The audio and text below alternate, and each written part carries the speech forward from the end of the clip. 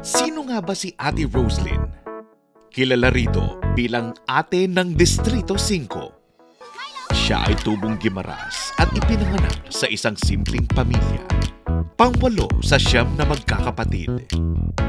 Bilang laki sa probinsya, minsan siyang nangarap ng buhay na mas maginhawa. Sa sariling pagsisikap, nakapagtapos siya sa kolehiyo ng kursong Bachelor of Science in Commerce, Major in Management Accounting sa University of San Agustin sa Iloilo. Sa pamamagitan ng pagiging varsity player ng track and field, at ngayon ay isang matagumpay ng negosyante, pilantropo at higit sa lahat, isang ina.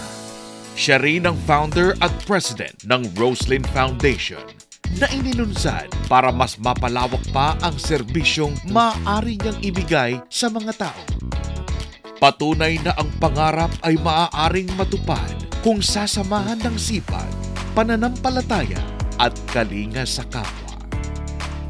Minsan na siyang nanindigan at ngayon muli niyang ipagpapatuloy ang ating laban.